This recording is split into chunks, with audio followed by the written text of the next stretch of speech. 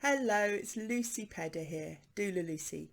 I've made a short video detailing how to hold your baby in a stretchy wrap. For many parents, this is the first kind of sling or carrier that they are gifted or that they buy. And when they get it, it can seem very, very overwhelming because it's just one great big long length of fabric. So I'm showing you here one simple way that you can carry your baby very close, very secure, very safe in a stretchy wrap. Enjoy. Hello.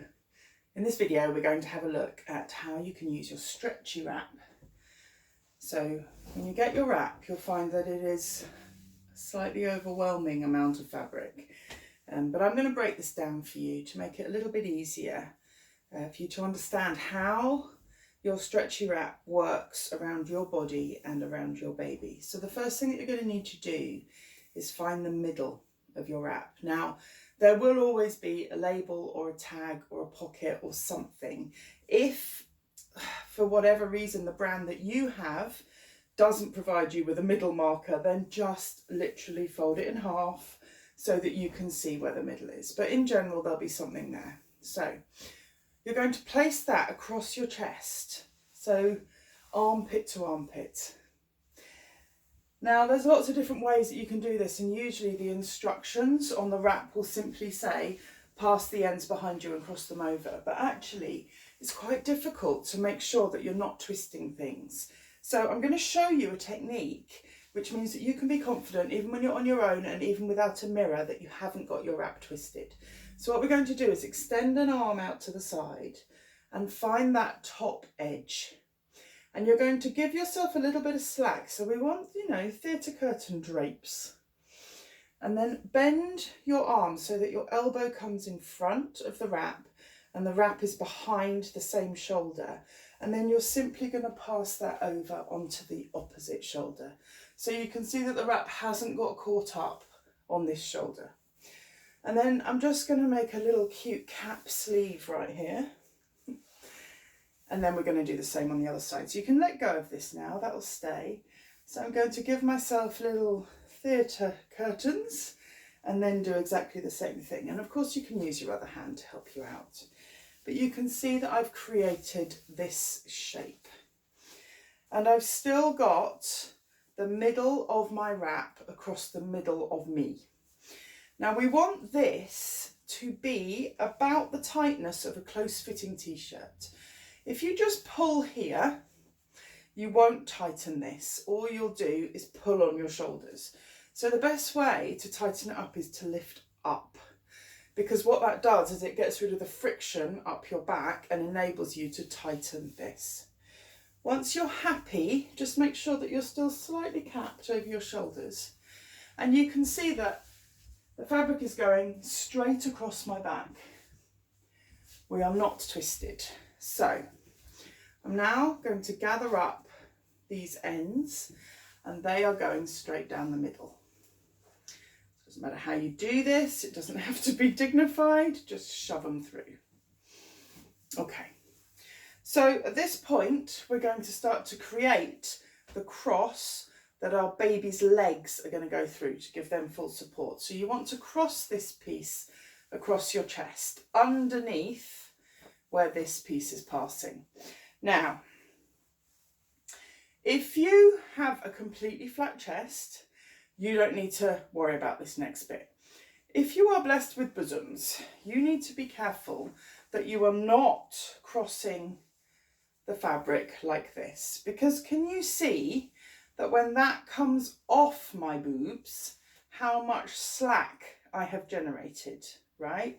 We need to make sure that that cross is right in the middle of our chest. So then we're going to take it behind. Now you can tie it here, that's fine, or you can bring it back round to the front. And again, what we don't want to do is take the fabric on a great long journey round our body, because all of this slack is going to come up to haunt us later. So you want to keep it fairly horizontal. And we're going to tie a double knot. You don't need to be a Boy Scout or a Girl Guide. This knot is not what's going to keep your baby up. A lot of people have anxiety, well, like, I'm no good at knots, it won't be safe. It is the friction of fabric on fabric that is going to hold your baby secure. And you'll see that we can still adjust this even when our baby's in. So whatever kind of double knot makes you feel happy. Okay, so let's have a think about the anatomy of our sling.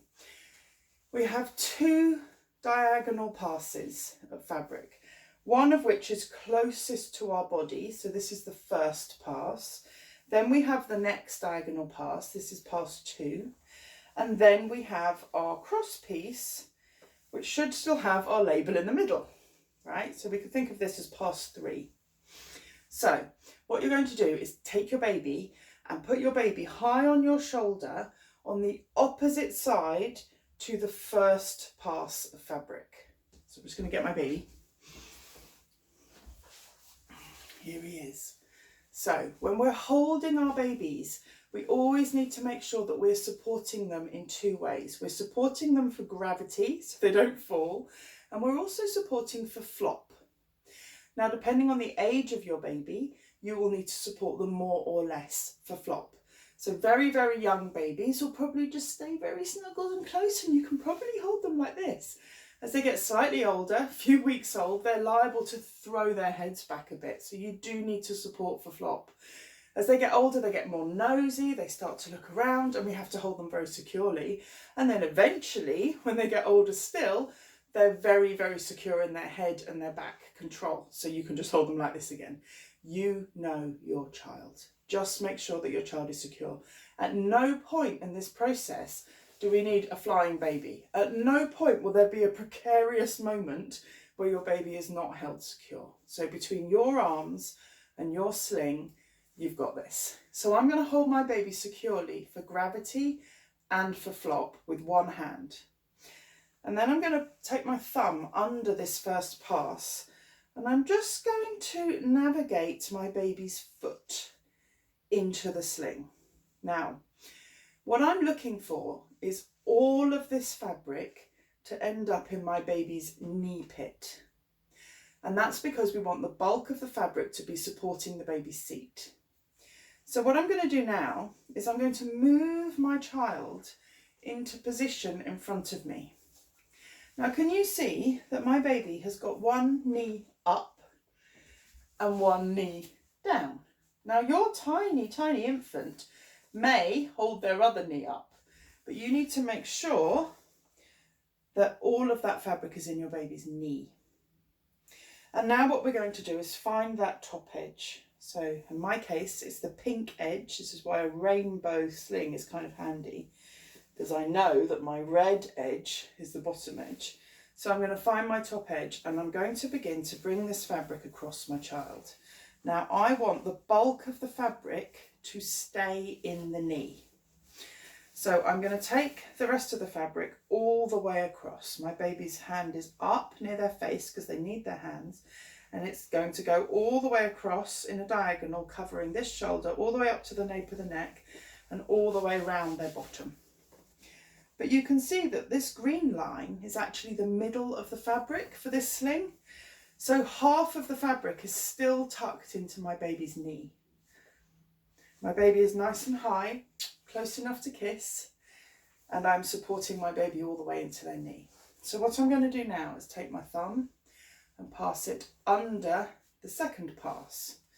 Baby's hand is up, and I'm going to negotiate my baby's other leg into the sling so that the fabric goes into their knee. So now you can see that we've got both knees held nice and high. And I'm already starting to feel like I don't have to support my baby quite so closely. They're not secure yet, so I will always keep hands on my baby.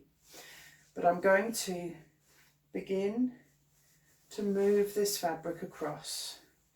And what we ideally want is a nice smooth layer so that any gathers are here in my baby's knees, so that their bottom is lower than or at least level with the knees. So, pass one, pass two. We still have another piece of fabric under here, so we need to find it and bring it up over our baby's feet. And guess what?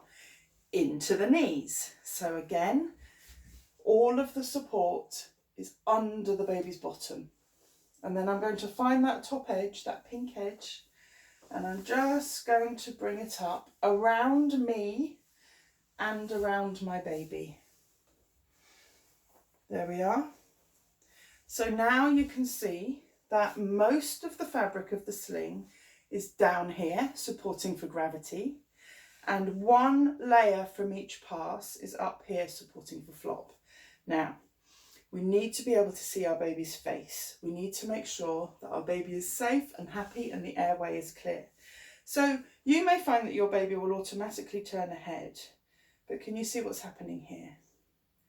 So the best way to manage this is to pull the fabric down over your shoulder to give yourself a bit more space, give your baby a bit more space, and then flip this shoulder up.